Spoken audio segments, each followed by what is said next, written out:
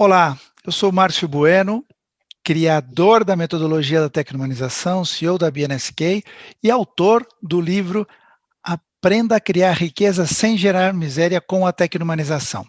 Eu convidei várias pessoas numa série de bate-papos para fazer uma leitura antecipada e hoje eu estou aqui com a Cláudia Meira. Ela é CIO da Gol e muito mais coisas, mas eu vou pedir para que ela se apresente porque ela vai fazer muito melhor que eu, com certeza. Cláudia, conta para a gente quem é você, quem é a Cláudia? Márcio, em primeiro lugar, obrigada pela leitura antecipada. Eu adorei o livro, vou falar um pouquinho mais dele daqui a pouquinho. Bom, sou a Cláudia, sou mãe de uma menina de 11 anos, a Gabriela, sou casada com o Luciano, que também é da área de tecnologia. Então, tá tudo... Tá em A gente casa. respira a tecnologia aqui.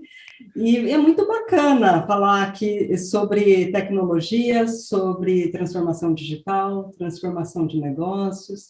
Eu venho de uma experiência de indústria de bens de consumo, onde meu maior foco foi relacionado à transformação digital, e na Gol também, né, muito focada nesse sentido, em levar soluções democráticas para os clientes. Então, eu acredito muito no que está escrito aqui, olha, no que eu li. Acredito muito, Que Márcio. bom. Adorei. E assim, vamos falar, vamos conversar. Mais uma vez, obrigada pelo convite. Imagina, foi um prazer e uma honra ter a leitura. Você sabe que ah, é o meu primeiro livro, mas agora que eu perdi o medo, vão sair mais dois até o final do ano. Ah, que E o bacana. próximo ano mais um, então eu já tenho aí uma pipeline. Um dos que vão sair no final do ano já está escrito e o outro vou começar a escrever em breve, em 2 semanas, alguma coisa assim, após o lançamento desse. Mas você escrever e colocar no papel uma ideia não é nada simples, porque na tua cabeça, no caso da tecnomanização, mais que na cabeça, a gente dá treinamento, a gente já fala disso e faz isso com as empresas, então já era público, já tinha saído da minha cabeça. Mas quando você materializa isso num livro e dá para as pessoas, você se expõe de uma maneira tão grande. Então, quando eu levei, né, o livro Sua Casa, só contando aqui para vocês, quando ela aceitou a participar, eu peguei um lote com a gráfica que a gente fez especial para esse grupo, antes do lançamento, levei e deixei na portaria, e por questões de segurança, de Covid, eu deixei lá e depois mandei um WhatsApp, olha, já está na tua portaria, pega, para a gente não ter contato e não expor ninguém, mas ali você deixa se falar, bom, seja o que Deus quiser, agora já está na rua, agora já não tem mais volta, né? Então não é fácil, mas é muito bacana, é uma experiência fantástica. Agora, deixa eu começar conversando, fazendo uma pergunta que eu tenho feito para todos os nossos convidados aqui. Você acredita que é possível criar riqueza sem gerar miséria nesse mundo corporativo tão competitivo e tão agressivo que a gente vive? Eu acredito, Márcio, mas não é simples. Eu acho que eu li algo aqui no livro. Eu acredito muito que a gente tem que ser, em primeiro lugar, humilde, né? Para a gente reconhecer que a gente tem que transformar todos os dias, a gente precisa aprender todos os dias, a gente não sabe tudo, a gente precisa ouvir opiniões, entender o que está acontecendo no mercado, e, e ser humilde e reconhecer de que a empresa precisa passar por transformação, né? Eu tenho 25 anos de experiência na área de tecnologia, até mais um pouco, né? Mas vamos deixar 25 anos aqui. Começou, você era praticamente bebê, né? Assim, Comecei cedo, e assim, já passei por empresas em que a tecnologia estava muito avançada e a sociedade ainda não estava preparada. Eu já vivenciei isso. uhum. De termos soluções e não tinha mercado ainda para aquelas soluções. E também já passei por situações em que a gente tinha necessidade e ainda não tinha solução técnica.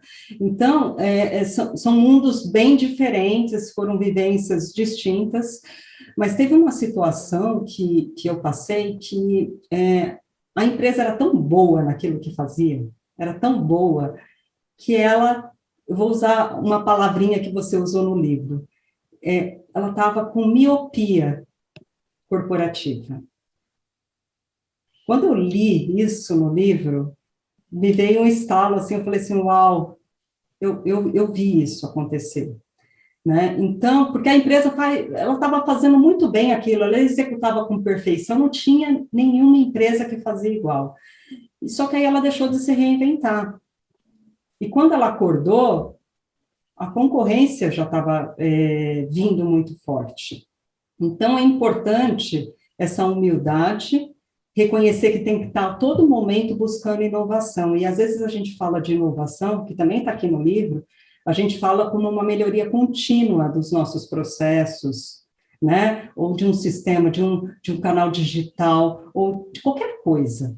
Uma melhoria contínua, e não é isso, a inovação mesmo é quando você faz algo que ninguém fez, né? E aí sim você está levando algo novo para o mercado, né? Então, as empresas precisam buscar. Quanta coisa a gente viu que aconteceu nessa pandemia e que acelerou, né? E que mudou nos últimos anos, né? Você cita, né? O Netflix. A gente tem o Uber como exemplo, a gente tem câmera fotográfica, tem vários exemplos nos últimos anos que aconteceu, que foi uma transformação do negócio. Então, é importante a gente, acima de tudo, pensar na transformação de negócio e não necessariamente na digitalização dos nossos processos. É diferente. Exato. Então, isso me chamou muita atenção no livro. Legal. Essa ideia de criar essas provocações, mas com a tecnomanização, a gente procura, com esse framework, ir além da provocação e falar, tudo bem, eu provoco, tiro as pessoas da zona de conforto, eu mostro e desafio o status quo, mas quando as pessoas falam, tá bom, você conseguiu me despertar aqui para eu fazer diferente, para eu fazer uma transformação digital humanizada, para eu colocar o ser humano no centro, estou de acordo com você, tá bom, já me convenceu. Como eu faço? A ideia é ter um framework, é ter direcionadores, ter ferramentas para fazer isso, porque sem esse como, sem essas ferramentas, seria somente uma declaração de boas intenções, né? E você conseguiu enxergar que esse marco, que esse framework pode ajudar a guiar, a direcionar, ou deu para perceber isso no livro? Totalmente, totalmente. Colocar a pessoa no centro, né? E quando a gente fala pessoa, é um 360. Sim, Passa pelos funcionários, pelos nossos fornecedores, passa pelo nosso cliente, por todo mundo. A gente criar um espírito, um respeito por todos, né? Uma empresa ela não vai prosperar se ela não trata bem o fornecedor dela, se ela não está ali com um bom relacionamento com o fornecedor dela, como também se ela não está ali oferecendo um bom serviço para o seu cliente, ela vai perder mercado, não tem jeito, está super competitivo. E o funcionário, ele não vai promover a empresa se ele também não está num ambiente colaborativo, num ambiente que ele está aprendendo, e que está sendo um ganha-ganha, né? Então, o todo, esse ecossistema, ele tem que estar harmonioso, né, exato. para o negócio fluir. As coisas, no final, elas só são boas quando são boas para todos. Se não é boa para alguma parte desse ecossistema, em um primeiro momento as pessoas podem bater no peito e se sentir orgulhosas de ter levado uma vantagem sobre alguma parte dessa cadeia de um stakeholder qualquer, mas em algum momento essa conta chega, ela volta, né? Esses desequilíbrios provocados porque existe uma interdependência, a gente vive num ecossistema interdependente. Muitas vezes as empresas acabam entrando com a seguinte postura, né? O meu colaborador é um recurso, pessoas não são recursos. Taylor e Fayol ajudaram muito, foram fantásticos naquele momento, serviu por muito tempo, já não serve mais esse conceito. Pessoas não são um recurso, são pessoas, são seres humanos. Um fornecedor, ele não é um escravo, ele não tem que te agradecer todos os dias por você comprar dele. Um cliente não é um cifrão com pernas, ele é um ser humano. Você quer vender e ganhar dinheiro para esse cliente? Sim, ótimo. O colaborador tem que produzir resultados para a empresa? Sim, ótimo. O fornecedor tem que prestar o serviço adequado com um preço competitivo? Sim, claro. Mas não é que a humanidade esteja aos seus pés e ao seu serviço e dependa de você, porque não é assim, ou não deveria. Porque quando se assume, a empresa assume essa postura de extrema arrogância por achar que tudo gira em torno dela, provoca-se desequilíbrio. E esse desequilíbrio acaba voltando contra a própria pessoa, ou a empresa, porque no final está tudo conectado, né? Então, as coisas têm que ser bom para todo mundo, tem que existir esse equilíbrio, essa harmonia, para que exista uma sustentabilidade e ao longo do tempo isso perdure, porque senão já estamos sofrendo muitas consequências desse desequilíbrio, né?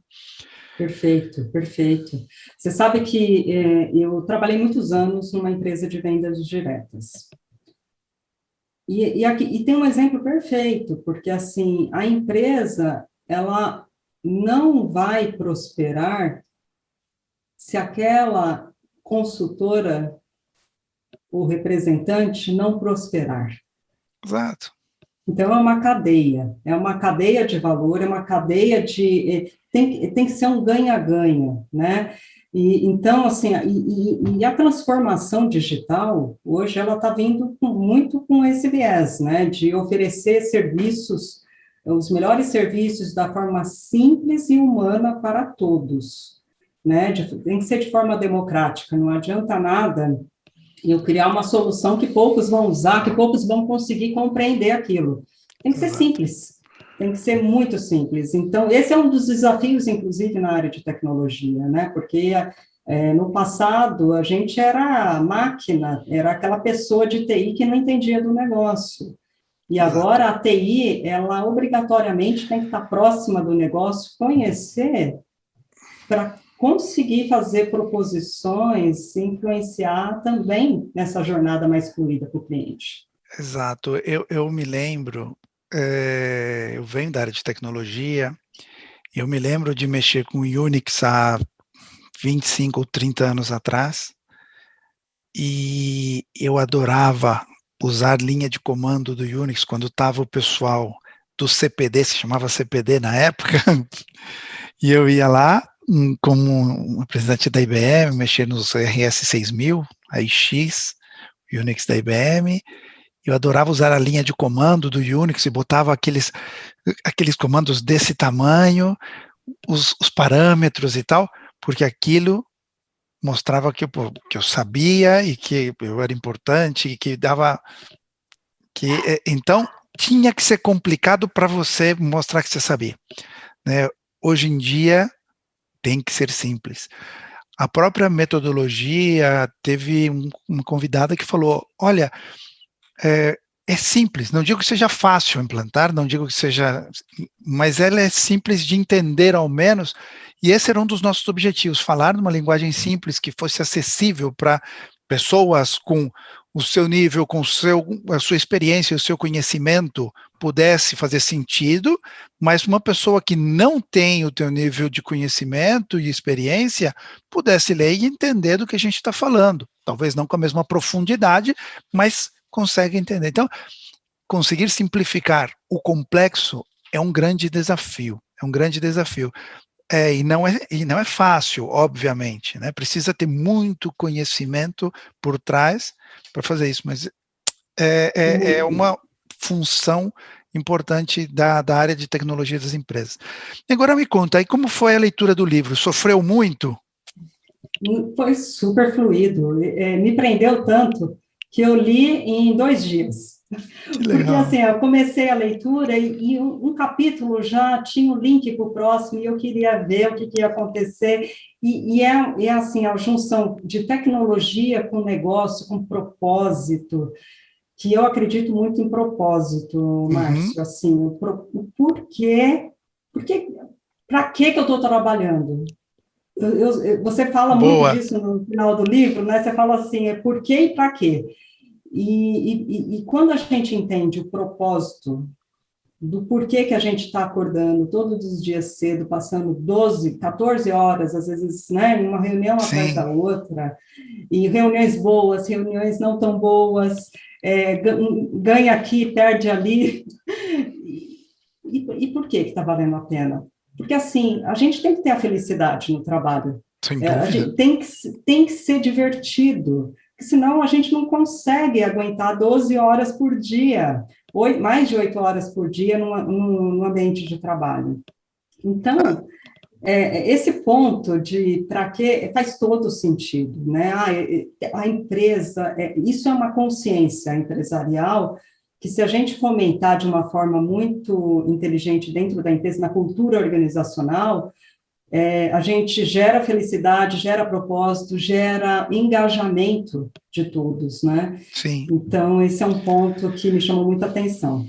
Sabe que a forma que a gente apresenta a metodologia, tanto no livro quanto nos nossos treinamentos, nos workshops, etc., a gente sempre apresenta, né, o Technology, Business and Mindset. Então, é sempre a transformação digital ou tecnológica, que agora eu já posso falar tecnológica com você, quer dizer, já leu o livro. Então, a transformação tecnológica, a transformação de negócios e a transformação de mindset. Porém, quando a gente faz a implantação dessa metodologia nas empresas, e a gente ajuda as empresas a fazer essa transformação digital humanizada, a gente começa ao contrário. A gente começa por cultura, começa por mindset, vê desde o ponto de vista de negócios, para uma área ou para a empresa toda, o que faz sentido desde o ponto de vista de propósito, de negócios, de processo, etc. E a tecnologia é o último que a gente põe, porque o que a gente procura fazer é usar a tecnologia para viabilizar os modelos que sejam conscientes e humanizados. Não é para digitalizar o que já existe, né? Então, a gente apresenta didaticamente desta forma, por quê? Porque todo mundo fala e pensa na tecnologia e a gente mostra os impactos que essa transformação tecnológica tem, a transformação digital ou transformação tecnológica ativa e passiva, etc. Então, a gente mostra isso, fala dos modelos de negócio, explica e fala do mindset. Mas na implantação é ao contrário. A gente sempre trabalha a cultura primeiro, porque se a gente não... A analogia é simples, se eu não trabalhar e preparar o solo, não adubar bem, eu posso plantar o que quiser que não vai vingar, não vai germinar. Então não adianta eu começar por tecnologia, começar por processos, se o solo não está bem preparado, se ele não está adubado, se ele não tem as vitaminas adequadas, não germina. Então, aí vem as imposições, porque a gente investiu milhões nisso e tem que funcionar, e se não funciona, troco as pessoas e obrigo que funcione. Isso tem uma vida curta, né? Então a gente inverte e trabalha sempre cultura. Por isso que quando eu criei a metodologia, para a gente era fundamental essa visão sistêmica, unir essas três coisas, porque quando se trabalha isso de maneira... E mesmo quando as pessoas falam, não, na nossa empresa a gente faz isso, eu cuido de uma parte da transformação digital, o pessoal, tem uma pessoa de RH acompanhando isso, não é a mesma coisa. Você ter a metodologia para olhar de forma sistêmica não é a mesma coisa que você juntar três pedaços. Fazer uma coisa em três partes, com três visões é uma coisa, juntar três visões diferentes, só para falar que estamos juntos aqui, é melhor que nada, mas não é o ideal, né? Você conseguiu ver no livro alguma coisa, ter algum insight, alguma ideia de coisas que você acha que você consegue levar para ou que te ajudou a refletir ali, falar, puxa vida, isso aqui seria interessante para Go? Você viu? Tem vários pontos de Bom, exemplo, que bom, que assim. bom. Eu vou citar um da minha experiência anterior até, e um do corrente. Um ponto que você falou, o ideal é a gente trabalhar bem a cultura da empresa, o propósito, e aí depois partir para a tecnologia. Eu já vivenciei o contrário, onde a gente começou pela tecnologia e leva mais tempo. Leva muito mais tempo, porque a cultura não estava enraizada. Então, e o que aconteceu? A companhia ainda estava pensando de forma analógica. E aí, quando você tenta fazer uma transformação digital, mas a cultura ainda está analógica, as estratégias de marketing, a estratégia de vendas, tudo de forma analógica, o digital, ele fica secundário, ele fica muito coadjuvante e não Uhum, alavanca. Então, exato. aí, quando foi identificado isso, houve-se a necessidade que você mencionou, troca de pessoas, para mudar realmente a cultura. E aí aconteceu, evoluiu e fluiu muito bem. Agora, na situação corrente, um exemplo, por exemplo, de como as pessoas têm que ser colocadas no centro em todos os ângulos. Uma simples implantação, ativação de uma inteligência artificial para atendimento do cliente final. Uma inteligência artificial que está no Ok, WhatsApp, que está no chat, né? Existe, por um lado, o medo daquela pessoa do contact center, puxa, eu vou perder meu emprego, quem que sim. vai ligar agora para o né, atendimento humano? Se a gente está colocando uma inteligência artificial, existe aquele medo. E do lado do cliente, existe um benefício de ser atendido 24/7, todos os dias da semana, de ter um atendimento rápido, de não ter espera numa fila de atendimento, né, de ser assertivo ali na resposta. Então, a gente olha o cliente, coloca o cliente no centro, oferece um serviço para ele melhor, mais rápido, simples, e só que por que não esse atendente de call center, que conhece muito do negócio da companhia, não participar da curadoria Exato. dessa inteligência artificial? E aí, com isso, você faz tudo fluir a favor. Então, ao mesmo tempo, você está capacitando aquela pessoa para um outro tipo de trabalho, que é bem interessante também. Ela conhece, leva o conhecimento dela, que ela adquiriu dentro da empresa, leva o conhecimento dela, ela sabe falar com o cliente. E aí ela treina a máquina para falar do jeito correto com o cliente. Perfeito. Então, é unir, e ali assim, você está oferecendo o melhor para todos. Exato, Então, é exatamente essa ideia. E nós, nos projetos de tecnomanização, o que a gente faz, inclusive, é exatamente isso, ver como essas pessoas podem agregar ao projeto, podem agregar em outras áreas, porque às vezes não cabe todo mundo nesse projeto, uhum, outras áreas, e tem pessoas que não querem mudar de área, de profissão, de conhecimento, não querem, ok, é respeitável. O que a gente faz a gente tem um treinamento específico para dar a essas pessoas que vão ser, porque tem muitas pessoas que estão na empresa há muitos anos, 5, 8, 10, 15 anos. E quando elas entraram na empresa, o mundo lá fora era um. Agora, ao sair, o mundo é outro completamente diferente. Se ela sair com a mesma mentalidade, procurar emprego da mesma forma, do mesmo jeito, a probabilidade de ela quebrar a cara é muito alta. Então, a responsabilidade da empresa vai, inclusive, até falar assim: tudo bem, eu consigo te realocar com essas novas características e posições, e te dou treinamento para você fazer. Não quer? Ok, vou te preparar para esse novo mundo lá fora, porque se você atuar da mesma forma que você atuava antes de entrar aqui, você vai quebrar a cara. Então, é o tempo todo se preocupar com o ser humano e ser responsável de verdade. Legal. É bom saber que teve coisas aí que você vai levar. Se precisar de ajuda, conte com a gente. Agora, me liga e fala: Márcio, olha, quero colocar isso aqui, quero fazer essa parte aqui, como eu faço? conta comigo, tá? Ah, você não imagina, Márcio, já tem uma série de pessoas querendo te ouvir na empresa. Vamos lá, a gente vai lá, a gente vai lá, a gente organiza um dia e vamos com o maior prazer, a gente faz alguma coisa lá. Perfeito. Tem alguma dúvida, alguma coisa que você queira comentar, queria perguntar sobre o livro? Ah, me fala um pouquinho mais sobre ESG, Márcio, e sobre Share of Wallet, Share of Heart. Ok, tá bom. Falo sim.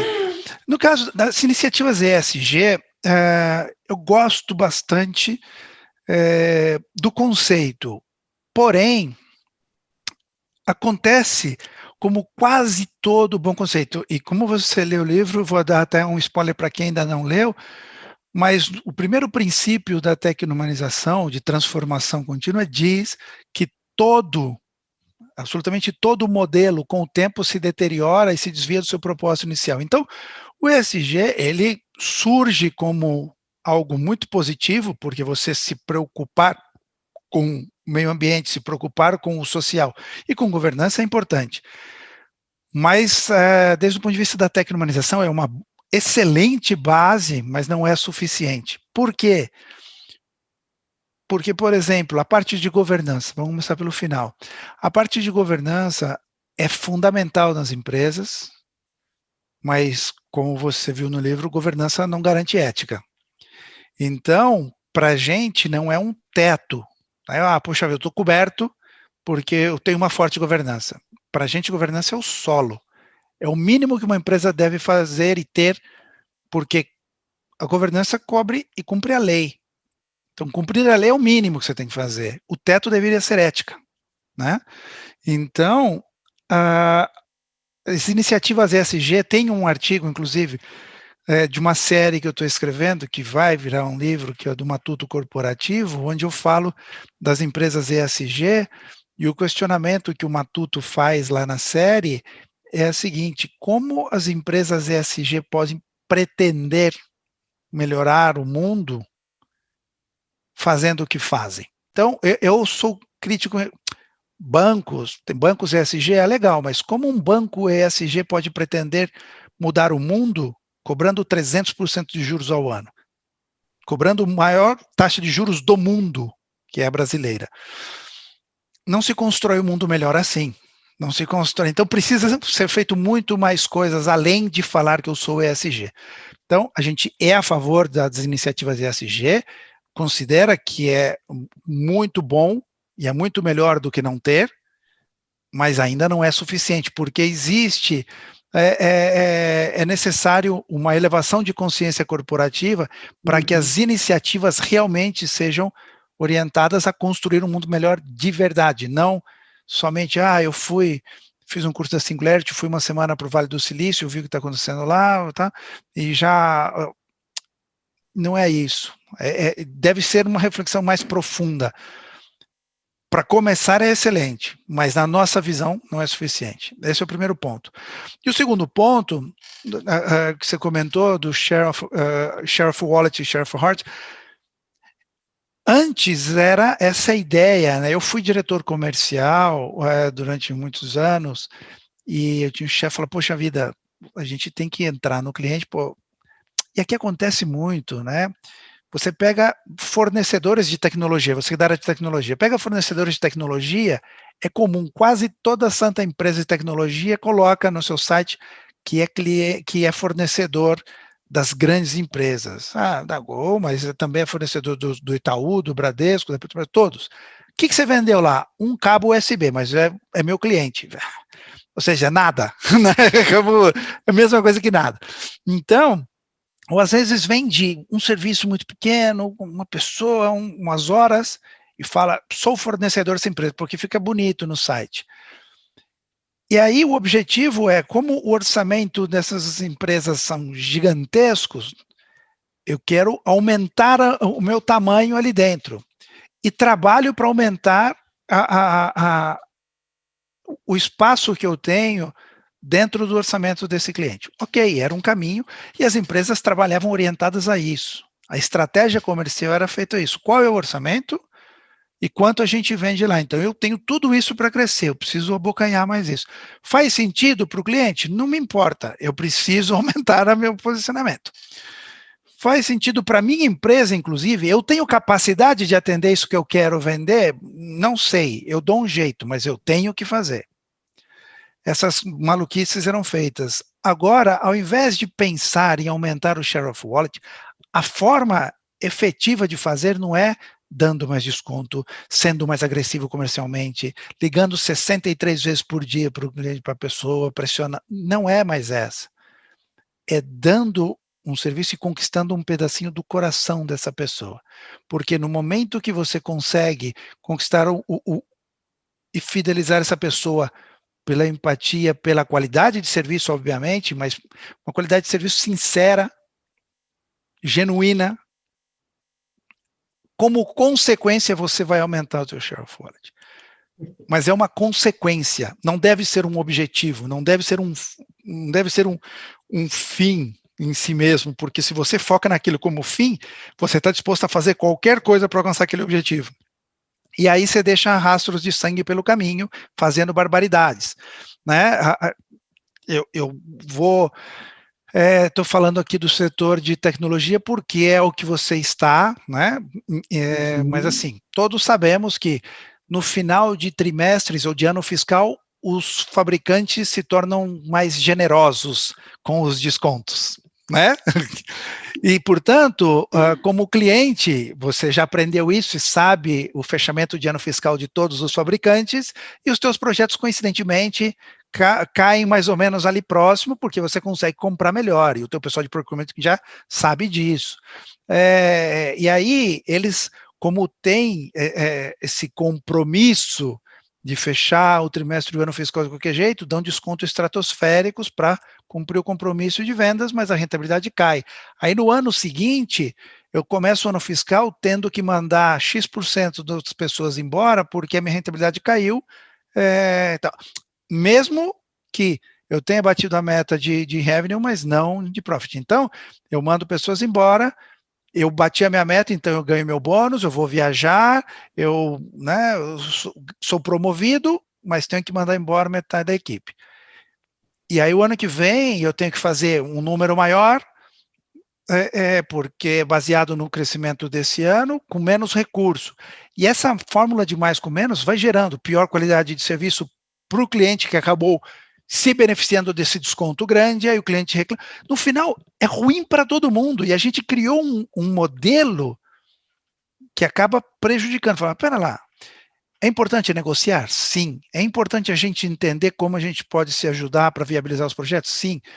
Mas deve existir um limite, porque se a gente sobrepassa esse limite, as consequências negativas voltam para a gente mesmo. Então, e fazer esse tipo de coisas desde o ponto de vista da transparência, sentar com o cliente, conquistar esse share of wallet, share of heart, explicando o momento e a situação, todo mundo acaba ganhando. Essa é um pouco a ideia. Perfeito, maravilhoso.